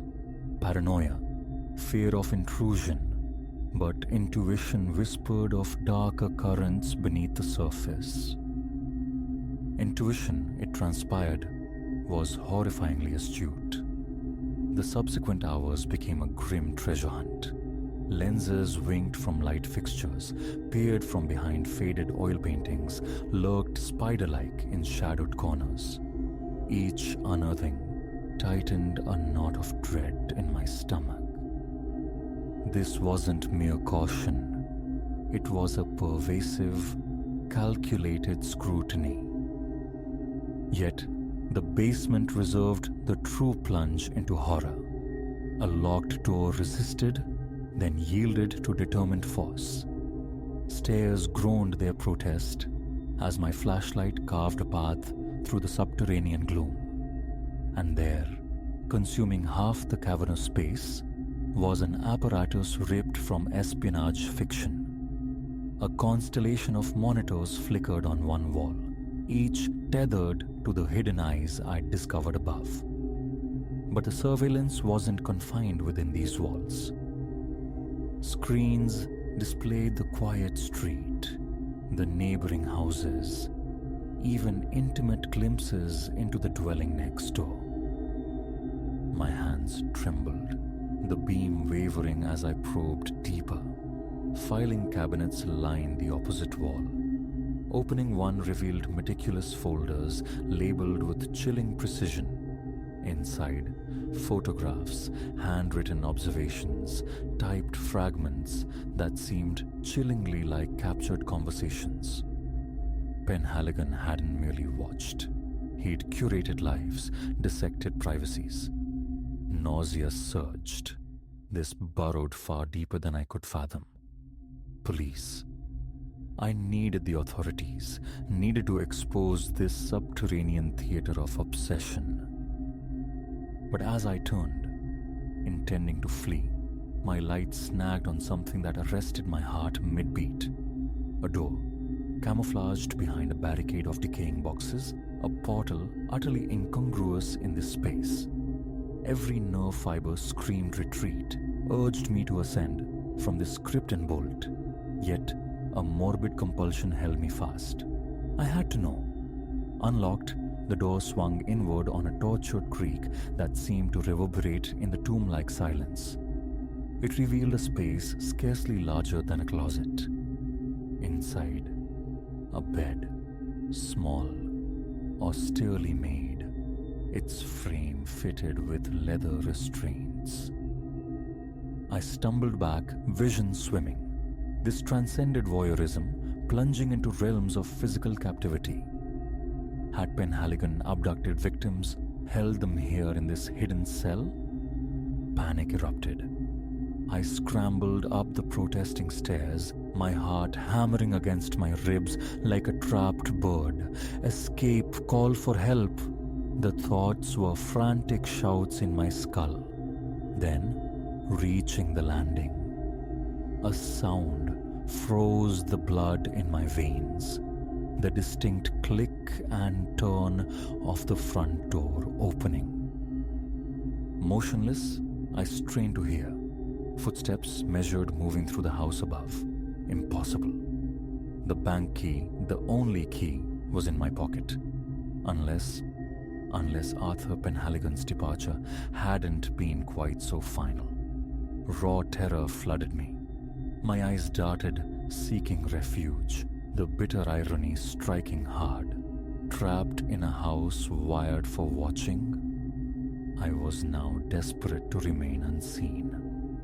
I slipped into a nearby cloakroom, easing the door shut just as the basement portal below groaned open. Through a sliver of space, I watched a silhouette descend. Not Penhaligon. Younger, the movements fluid, purposeful. A successor? Someone inheriting this twisted shrine. I held my breath, flattening myself against the musty coats. Sounds drifted up from the basement. The low hum and click of electronics powering on. The surveillance network was being activated. Time stretched, taut, and agonizing. Minutes bled into an eternity of stifled breaths and frantic calculations. How could I possibly escape? Even if I slipped past, my presence would be betrayed, recorded by Penhaligon's ubiquitous eyes. Finally, after an age, footsteps ascended. They paused at the top. A heart-stopping moment where I felt certain the closet door would swing open. Then, they moved on, fading towards the front of the house. Only when the definitive click of the front door echoed through the stillness did I exhale, legs trembling. I emerged, ghost-like, from the darkness. Fleeing wasn't enough. Reporting this required evidence. Whoever had just visited clearly possessed access, perhaps complicity extending to the very institution that held the keys. I needed proof. Stealth became my watchword as I crept back down into the basement's electronic glow. The monitors were alive, displaying the house's vacant rooms, the street outside. In a drawer, a flash drive. My fingers, clumsy with adrenaline, plugged it in, initiating a frantic copy of the damning files. It was then, glancing at the monitors, that I saw it. The feed from the porch light camera showed a familiar car returning, pulling curbside. They were back. I ripped the drive free, the file transfer likely incomplete, and sprinted for the stairs, taking them two at a time, the frantic rhythm of my pulse roaring in my ears. Above, the sound of a key scraping in the lock. No time for thought, only instinct. I lunged for the rear exit, grappling with the stiff mechanism. Behind me, the front door swung open. With a final desperate heave, the back door yielded, and I burst into the tangled embrace of the overgrown garden. I didn't cease running until I reached my car, parked strategically a block away. As I tore away from the curb, hands slick on the wheel, a reflexive glance in the rearview mirror showed nothing. Yet, the chilling sensation of being watched lingered, an invisible brand. The ensuing weeks were a fugue state of sleeplessness and gnawing paranoia. The USB drive found its way to a trusted journalist contact who pledged discretion and investigation. A month later, the story detonated. A sordid expose detailing decades of invasive surveillance, obsessive stalking, shadowed by implications of darker, unproven crimes. Police descended upon 11 Ravenwood Lane, but the architect of that day's terror had vanished. The basement nerve center was sterile, wiped clean. Without the fragmented files I'd salvaged, my harrowing account would have remained an unverified nightmare. Shortly thereafter, I severed ties with the real estate world. The prospect of entering another unfamiliar house, wondering what secrets festered behind the plaster, became unbearable. Even now, years removed, entering any new space triggers an involuntary scan for hidden lenses. The house on Ravenwood Lane was eventually razed, replaced by the forced cheerfulness of a small park. Yet, sometimes, driving past that innocuous green space, an atavistic prickle crawls my skin. Eyes, I feel them. And I wonder about the countless other houses, outwardly mundane, concealing similar depths. How many Arthur Penhaligons observe us still, cataloguing our lives from the shadows? The complete truth of that house may remain forever buried beneath groomed lawns and playground sand. But one certainty remains etched onto my psyche. I will never again view a weathered Victorian facade without a tremor of apprehension. Because I learned that the most terrifying monsters don't always lurk beneath beds or inside closets. Sometimes they reside within the very walls around us, watching, waiting, their secrets held captive in the unblinking stare of a hidden camera.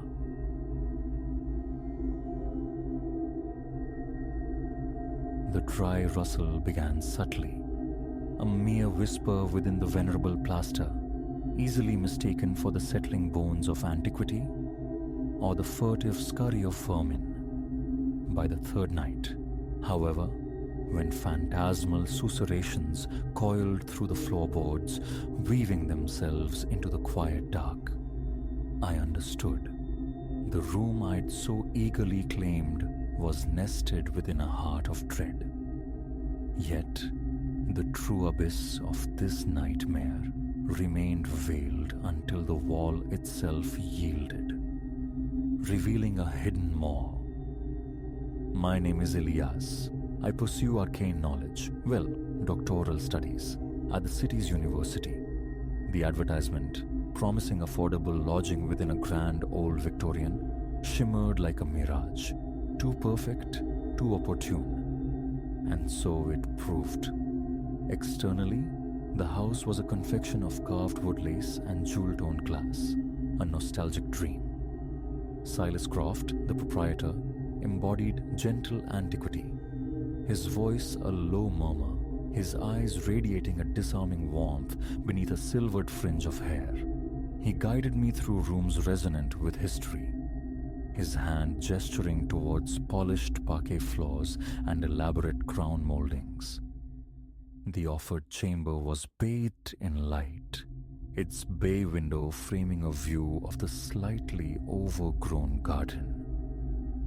"It's magnificent," I breathed, already mentally arranging my texts along the integrated shelving. "Is it available immediately?" Mr. Croft's smile deepened, crinkling the corners of his kind eyes. "Why not make it your home today?" A wiser soul might have questioned the haste, the suspiciously modest rent for such period splendor. But youthful optimism, coupled with the urgency of my student budget, blinded me. The initial days unfolded in tranquil productivity. I unpacked my life into the room, commenced my lectures, and savored the profound quietude of the aged structure. Other occupants existed, a young pair inhabiting the floor below, a dowager sequestered in the attic. But our paths rarely intersected, phantoms in the periphery. Then came the fourth night. Engrossed in dense theorems, I registered it, a faint, insistent scratching, seeming to originate from within the wall beside my desk. Rodents, I assumed, resolving to mention it to Croft come morning. But the following night, the sound returned, amplified, possessed of a frantic energy. It wasn't localized, it migrated, a restless presence tracing the perimeter of my sanctuary. I sought refuge in music, turning the volume high to exorcise the unsettling intrusion. Night 6 delivered the whispers. Initially, I rationalized them as the sighing wind or the groaning symphony of ancient plumbing. But lying rigid in the darkness, straining against the silence, fragments emerged, syllables dissolving just beyond comprehension, undeniably human, yet chillingly clandestine. The following dawn found me confronting Croft, the words feeling absurd even as they left my lips. Is there something unearthly about this house? Concern etched his features. Unearthly? Heavens no. She's an old structure, Elias, full of creaks and groans, perfectly normal. His reassurance felt smooth, practiced. Normalcy, however, had fled. The scratching persisted, a nightly torment, the whispers evolving from faint murmurs to sibilant, conspiratorial exchanges just beyond the veil of hearing. Sleep became a fraught battleground, every settling timber, every rattling pipe amplifying my anxiety. It was during one such vigil, pacing the confines of my room like a caged animal, seeking the locus of the sounds, that my gaze snagged on the bookshelf. One vertical section protruded, almost imperceptibly. My pulse hammered against my ribs. Tentatively, I traced its edge, my fingertip discovering a minute indentation, a flaw in the seamless wood. I pressed. A soft click echoed, and the entire bookcase segment pivoted inward, revealing a corridor steeped in shadow. I stood paralyzed, breath caught, staring into the waiting dark. Abruptly, the whispers ceased. The ensuing silence pressed in, thick and suffocating. Logic screamed retreat, urged me to summon Croft, the authorities, anyone. But a deeper, more primal curiosity, laced with dread, held sway. Igniting my phone's torch, I crossed the threshold. The air hung heavy, stagnant, thick with the cloying perfume of dust, decay, and something else, something indefinable and unpleasant.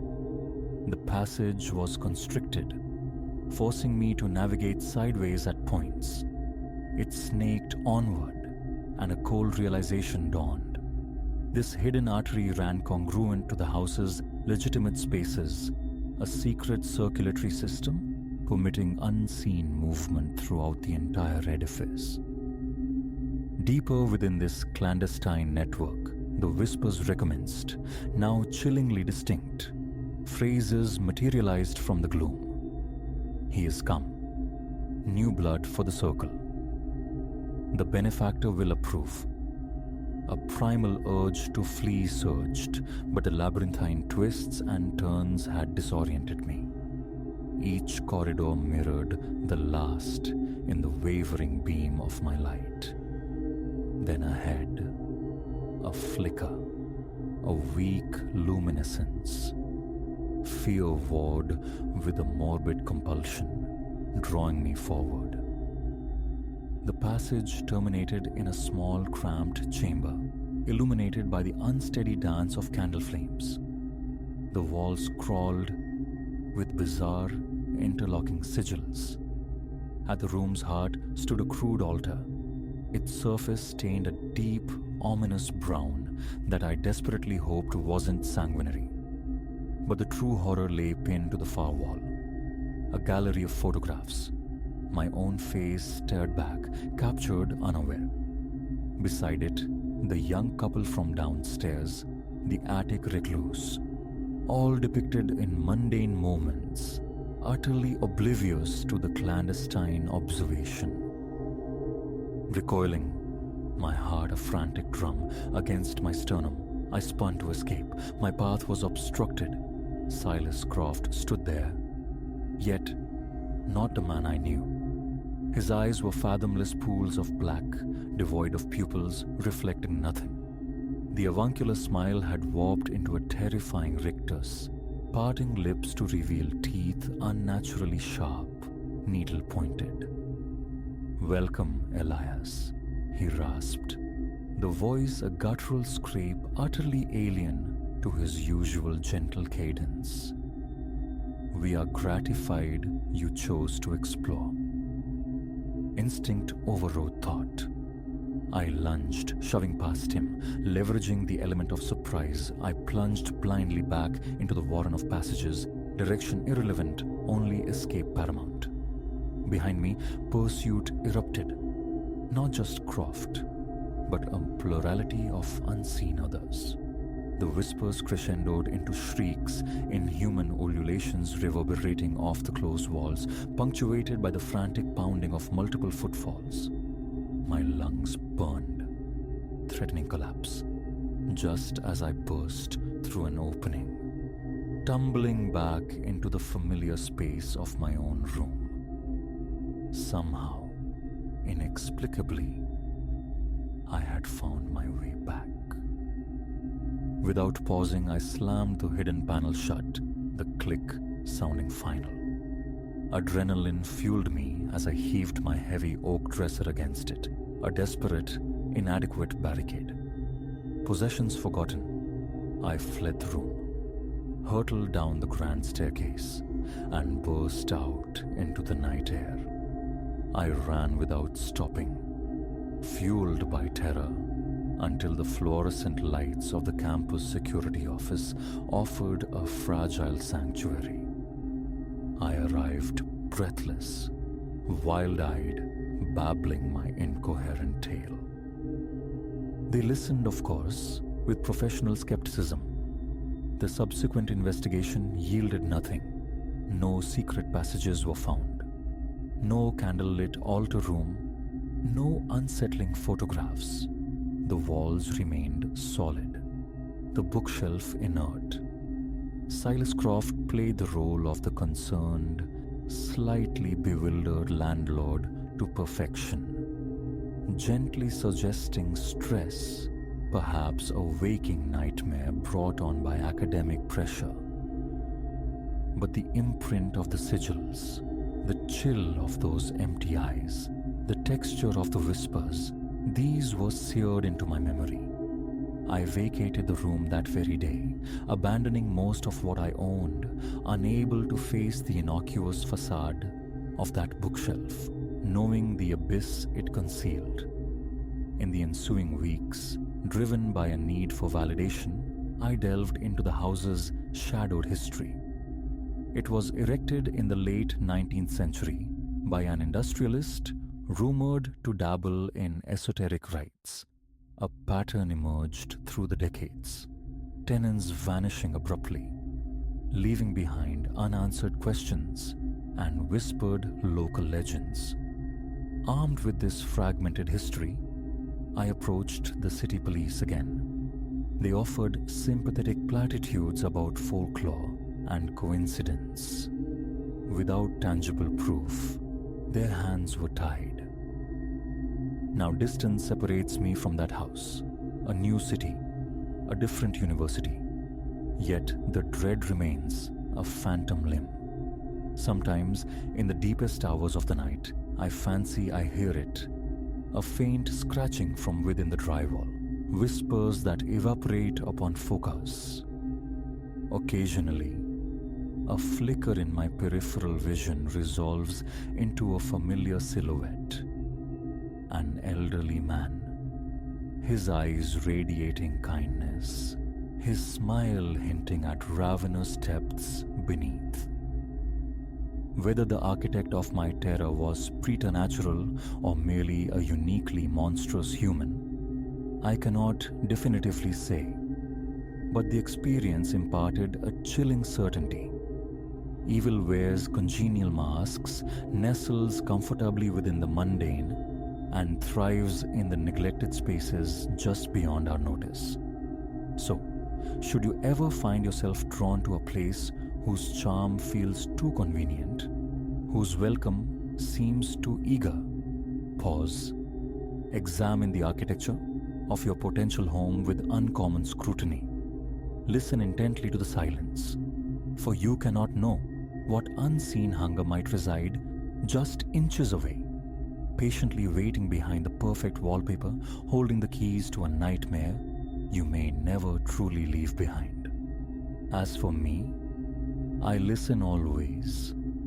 I know now that the creaks and groans are not always benign. Sometimes the monsters are not imaginary. Sometimes they are the ones inviting you inside.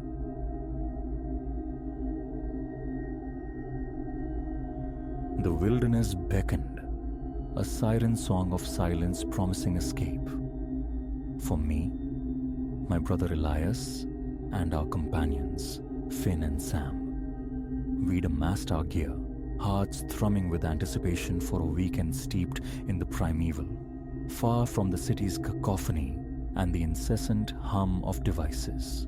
Disconnection felt less like an option, more like a vital necessity.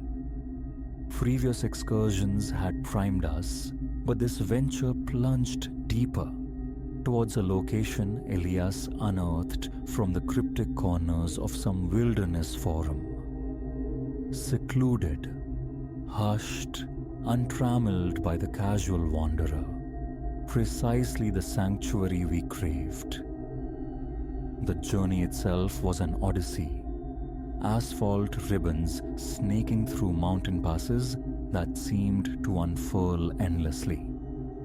When at last the tires crunched onto the gravel verge of the trailhead, the air bit cool and clean, thick with the resinous perfume of pine. No signal bars illuminated our screens. No other vehicles marred the solitude. Just us, poised on the threshold of the woods. Perfect. An hour's trek carried us inward, punctuated by laughter and easy camaraderie, our packs laden with sustenance, shelter, and the tools of survival. The simple act of movement, of breathing untainted air, felt restorative. The path eventually spilled into a modest clearing, encircled by arboreal giants standing like ancient sentinels. A nearby creek murmured its constant soothing tune, enhancing the profound peace. Tents bloomed, firewood was gathered, and we surrendered to the promise of a tranquil evening beneath a canopy of stars. As daylight bled from the sky, we huddled near the burgeoning fire, marshmallows crisping, conversation meandering through inconsequential yet comforting territory. Darkness descended swiftly, swallowing the last vestiges of twilight, leaving only the frantic dance of flames and the cold, distant glitter of stars to pierce the profound quiet. A hush so absolute, it felt less like peace and more like a held breath.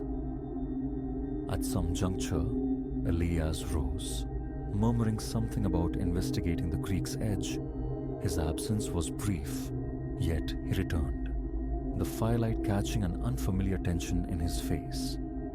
Anyone wander down by the stream? His voice, usually buoyant, was hushed. We denied it. The water hadn't drawn any of us since our arrival. Footprints, Elias breathed, his gaze sweeping the impenetrable black beyond the fire's reach. Deep ones. Large. Initially, I suspected playful fabrication, the preamble to a chilling tale spun for effect. But the stark sincerity etched onto his features dispelled that notion. He was utterly serious, and that gravity coiled unpleasantly in my gut. Could be a bear, Finn offered with a dismissive shrug. Or some hiker passed through earlier today. Perhaps, Elias conceded, though the doubt lingered palpably in his eyes. The remainder of the night unfolded without overt incident, yet an invisible shroud of unease had settled over our camp. Each snapped twig, each rustle of unseen foliage sent my gaze darting towards the surrounding darkness. I chided myself for succumbing to overwrought nerves. Woods were inherently noisy. One day, eventually we retreated, zipping nylon cocoons shut against the night. The forest resumed its quietude, save for the sporadic call of an owl or the sigh of wind through the high branches. Deep in the night's embrace, something pulled me from sleep. Perhaps a sound, perhaps merely that primal intuition signaling wrongness. My tent felt claustrophobic. Elias's soft, rhythmic breathing beside me offered little comfort. Everything appeared undisturbed, yet the feeling persisted, a dissonant chord in the nocturnal symphony. Silently, I eased the zipper down, peering out. The fire had waned to glowing embers, casting a weak, pulsating light across the campsite. Trees loomed, immense silhouettes against the lesser dark, their boughs swaying gently. And then I saw them. A sliver of moonlight pierced the canopy, illuminating the disturbed earth. Not by the creek this time. They were here, encircling our fragile shelters, imprints stark and deep in the damp soil. A frantic pulse hammered against my ribs as I slipped outside, bare feet cold on the ground, trying to reconcile a sight. These impressions dwarfed our own boot marks. They were undeniably fresh. It suggested a presence, heavy and deliberate, patrolling our perimeter while we slept. Crouching, I traced the outline of one print, the depth speaking of significant weight. My eyes scanned the shadowed periphery, half expecting luminous eyes or a hulking form to resolve from the darkness. Nothing. Only the trees and the unnerving stillness. I retreated back into the tent, my thoughts racing like panicked animals. Wake the others? Incite alarm? But what tangible proof did I possess beyond these unsettling tracks? Perhaps a logical, mundane explanation existed. Sleep, however, proved elusive. I lay rigid, hyper-aware of every minute sound. The image of those deep impressions seared onto my inner eyelids. Morning arrived, and I kept my nocturnal discovery locked away. Why precipitate panic over ambiguous footprints? Perhaps a lone hiker, an unusually large animal. My imagination was likely the culprit. We dedicated the day to exploration, navigating sun-dappled trails, discovering a hidden cascade tumbling over moss-slicked rocks. The beauty was undeniable, the tranquility almost convincing, yet a sensation of being observed, a prickling awareness at the nape of my neck, never fully dissipated. Occasionally, I'd see Elias cast furtive glances into the dense undergrowth, his shoulders mirroring the tension knotted within my own. That evening, gathered once more around the fire, the atmosphere felt altered. Laughter seemed subdued, conversation halting. An unspoken disquiet permeated the air, a collective acknowledgement of something amiss that no one dared articulate. After a time, Finn stretched languidly. "Gonna turn in," he announced. "Got a long hike tomorrow." We murmured assent. Exhaustion tugged at us all. As we prepared to withdraw into our tents, my gaze snagged on something new. More tracks, not merely circling this time, but leading distinctly away from the camp, into the deeper woods, as if an observer had stood just beyond the firelight before retreating. I froze, staring. They were fresh, disturbingly so. "Elias," I whispered, beckoning him closer with a subtle gesture. He followed my line of sight, and the color drained precipitously from his face. "We have to leave," he uttered, his voice barely a tremor. "Now." There was no room for debate. A visceral wrongness saturated the air, making continued presence unthinkable. We moved with quiet urgency, packing belongings with fumbling hands, careful not to rouse Finn and Sam prematurely. But as we gathered the last of our gear, a sound tore through the stillness. A guttural rumble, low and resonant, vibrating not just in the air but in my very bones. It emanated from the deep woods. We froze, transfixed, eyes locked on the black void between the trees. The growl sounded again, closer, sending an icy current tracing my spine. This was no bear. This felt ancient, predatory, and utterly inimical. "Wake them," Elias hissed, his voice tight with fear. I shook Finn and Sam awake, striving for a calm I didn't feel, relaying the urgency. Grogginess gave way to alarm as the raw fear in my tone registered. Snatching up packs, we stumbled onto the trail, heading back the way we came, the menacing growl still echoing, a palpable threat nipping at our heels. My heart thundered, a frantic drum against my ribs, my mind conjuring terrifying possibilities. Every shadow writhed with potential menace. Every rustling leaf spoke of pursuit. Then, abruptly as it began, the growling ceased. An eerie, weighted silence descended. I kept glancing backward, expecting a monstrous shape to erupt from the tree line, but only darkness pursued us. We moved in fraught silence, the crunch of our boots on the forest floor the only sound. After an eternity compressed into agonizing minutes, the familiar shape of the car materialized through the trees. Gear was flung haphazardly into the trunk. doors slammed shut, sealing us inside a fragile metal shell. Elias's hands trembled as he jammed the key into the ignition, the engine roaring to life.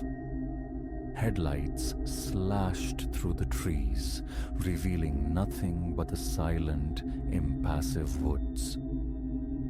We drove without speaking for a long time, the miles accumulating, gradually diluting the immediate terror. Yet, the residue of that night remained.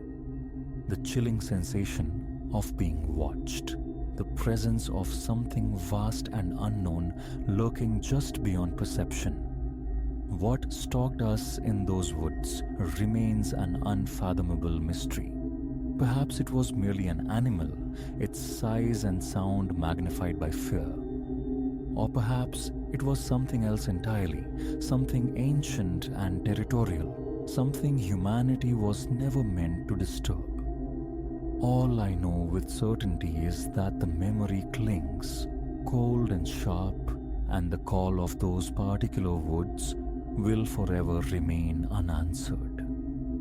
I will not go back.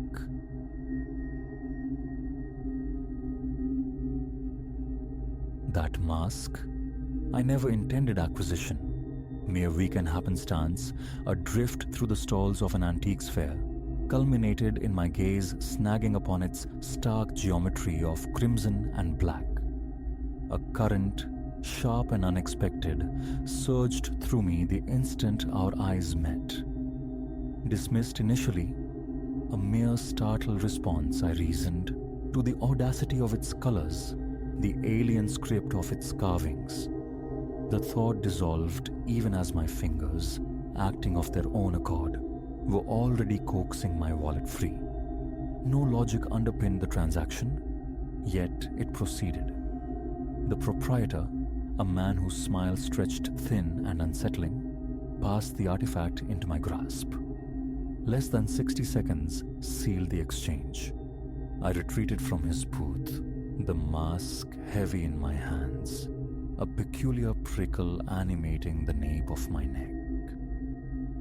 My cardinal error. That.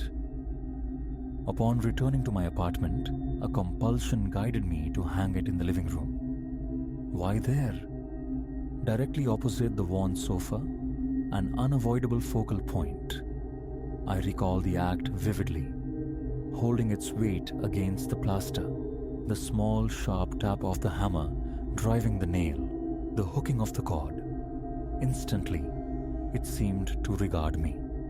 Stepping back, drawing a breath that caught tight within my chest, I surveyed my work.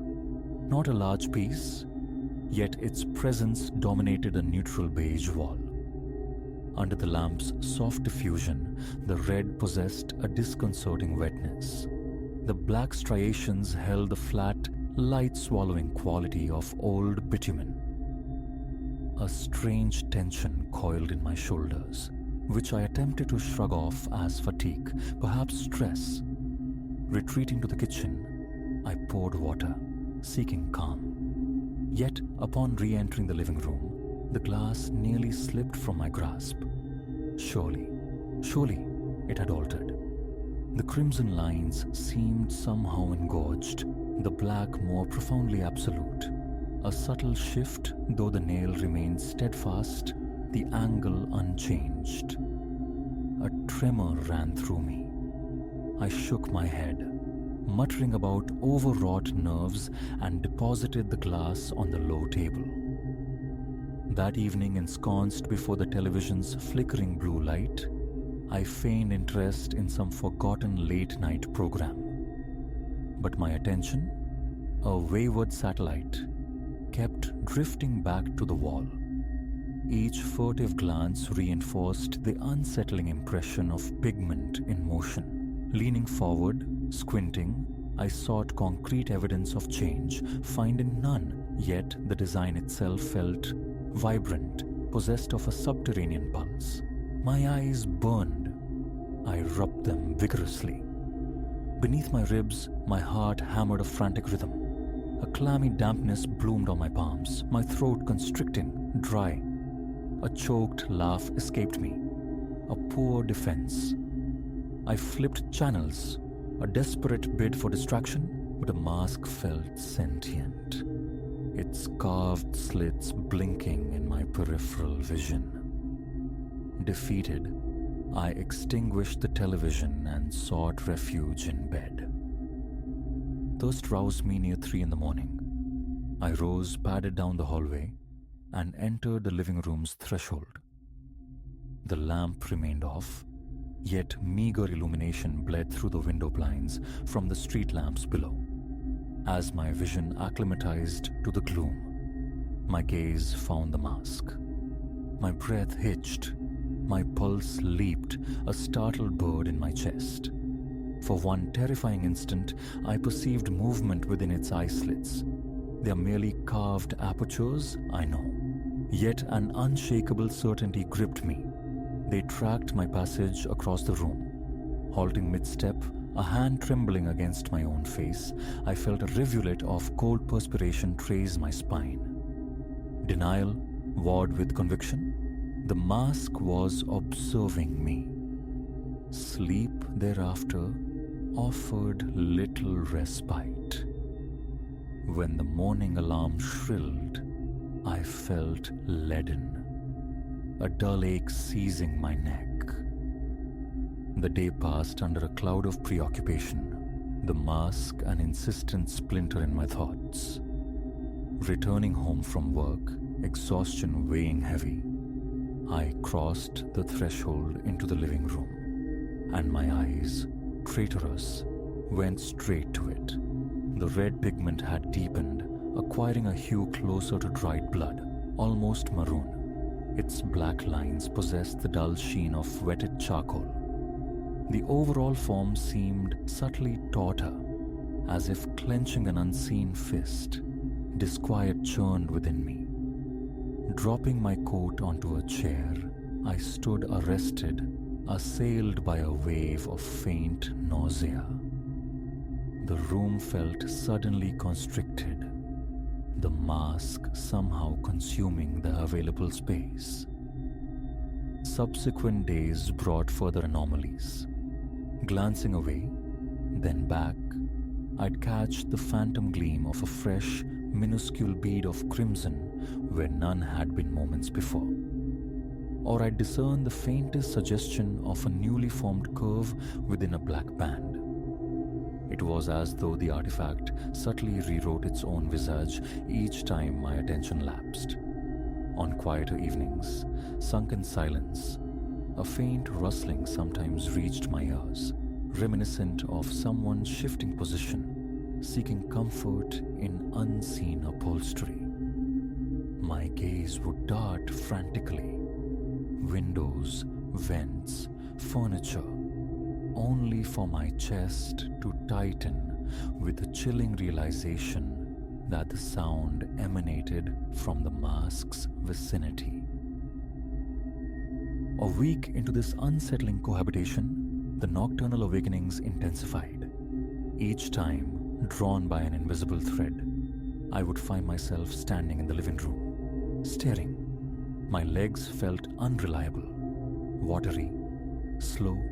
Deliberate breaths were necessary to maintain equilibrium. The mask's eye slits appeared wider on these occasions, the apertures seemingly dilated. Its gaze felt inescapable. Even retreating to the kitchen for water, I sensed its presence behind me, a palpable leaning forward from the wall. Vertigo threatened, vision blurring at the edges. By the time I regained my bed, perspiration slicked my skin. Nor was the phenomenon confined to the night.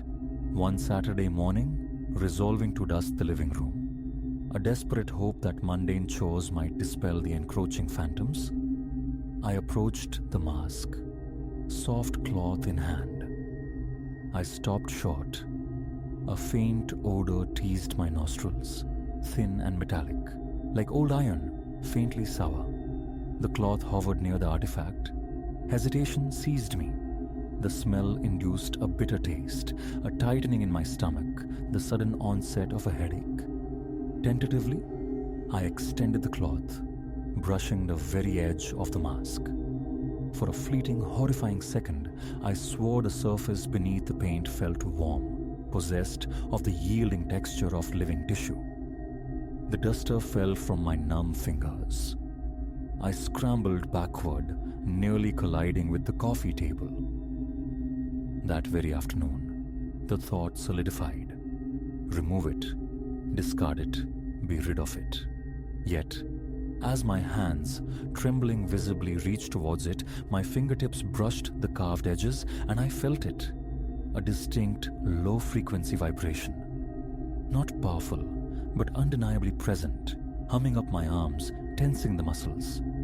I recoiled instantly, stumbling back several paces, my heart slammed against my ribs, a frantic prisoner demanding release. Breath ragged, I squeezed my eyes shut, counted slowly to 10, a futile attempt at composure. Then, turning abruptly, I fled the living room, pulling the door firmly shut behind me. Cowardice flooded me, yet no alternative presented itself. From that point, my bedroom door remained closed at night. A small lamp cast a perpetual, weak glow in the hallway. Darkness had become menacing, the proximity of the mask unbearable. Some nights, faint tapping sounds seemed to emanate from the living room. Other nights brought only profound silence, leaving me staring wide-eyed at the ceiling for hours.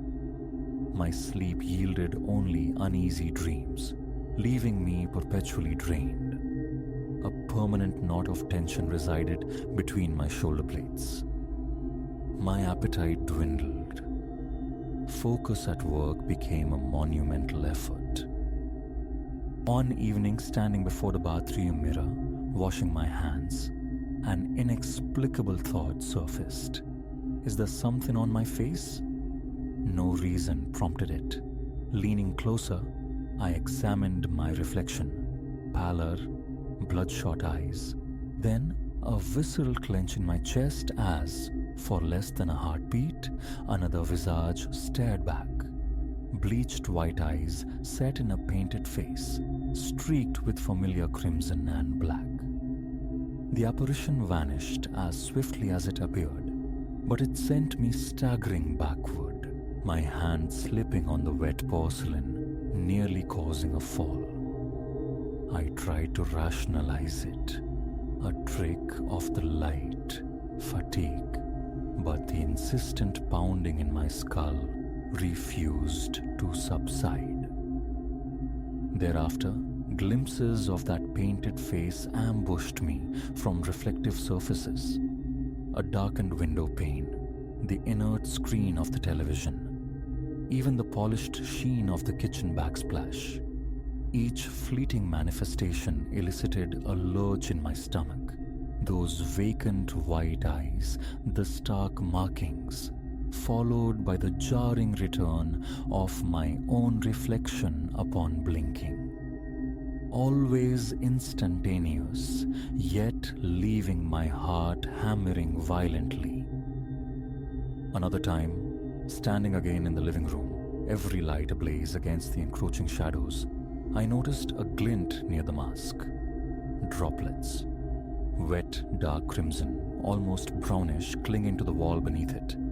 I edged closer. The liquid appeared thick, viscous. My finger extended, then froze. A profound chill permeated my body, accompanied by a fresh wave of nausea. Fetching an old rag from the kitchen, I attempted to wipe the droplets away. They smeared, staining the beige paint with faint, ugly streaks. A high-pitched ringing commenced in my ears. Dropping the rag, I pressed my palms hard against my temples. A sudden, overwhelming conviction settled upon me. Action was required. This couldn't persist. The mask, I felt with chilling certainty, demanded something. A tribute, a performance, some obscure ritual. This notion intensified over the ensuing days, not as a distinct command, but as a persistent, gnawing pressure in the recesses of my mind, an insistence that I must appease it.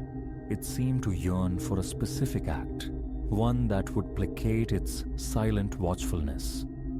What act, I had no inkling. I found myself pacing the living room endlessly, staring at the impassive carving, waiting for a sign. My chest remained perpetually tight. I gnawed my fingernails raw.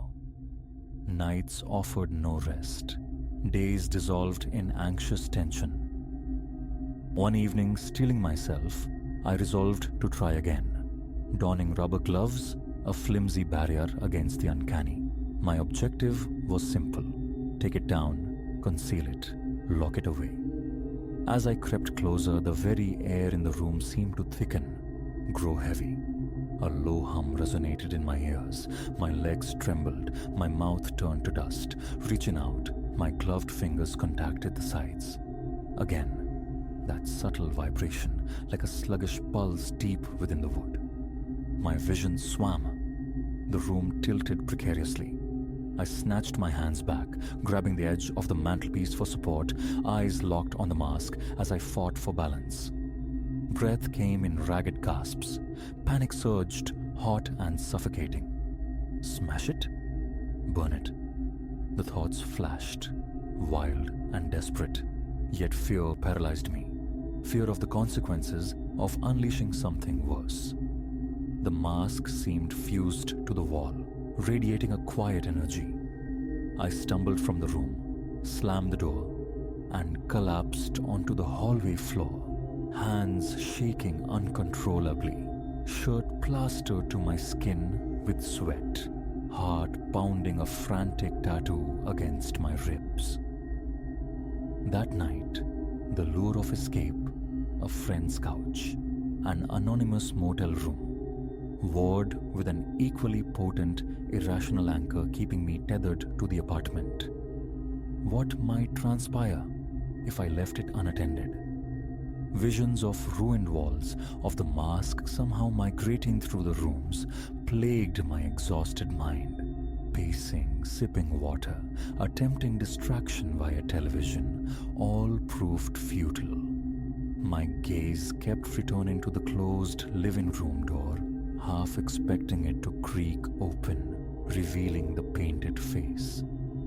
Eventually, I sank onto the sofa in the hallway, facing that sealed door, my body limp with fatigue, hands aching from unconscious clenching, throat raw from shallow breathing. Confrontation felt inevitable. The mask craved its ritual, yet its nature remained terrifyingly obscure. A burgeoning dread suggested that failure to discern and perform this unknown act would condemn me to its escalating torment. But the very concept of kneeling before it, of uttering nonsensical chants, filled me with profound revulsion. No instructions, no script, only this pervasive, unsettling feeling. The following morning, emerging from a troubled sleep, I stood before the living room door once more. My hand hovered above the knob. A slow count to 5, a twist, and I stepped inside. It hung there, unchanged, yet somehow more potent. The crimson lines seemed to gleam with an inner light. The black stripes possessed a razor sharpness. Swallowing past the obstruction in my throat, I advanced directly towards it, each step costing considerable effort, my legs quivering. My own heartbeat thundered in my ears, close enough now to discern the minute grazing in the paint, the rough grain of the wood beneath. My breathing grew shallow, my hands icy. I spoke aloud, the words quavering, sounding absurd even to my own ears. "What do you want?" Silence, of course, was the only reply. Yet my mind felt crowded, as if encountering unseen pressure. I repeated the question, my voice cracking. A jolt of pure panic shot through me. Dizziness washed over me, cold sweat beaded on my forehead. My instincts screamed that I stood on the precipice of an irrevocable act, its nature utterly unknown. The mask regarded me through its impassive slits, and I could have sworn I detected a faint, almost imperceptible twitch near the carved corners. My scalp prickled. My knees threatened to betray me. I remained suspended in that moment, writing this, poised on the edge of decision. Behind me, affixed to the wall, the mask exerts its silent pressure, a tangible weight against my back.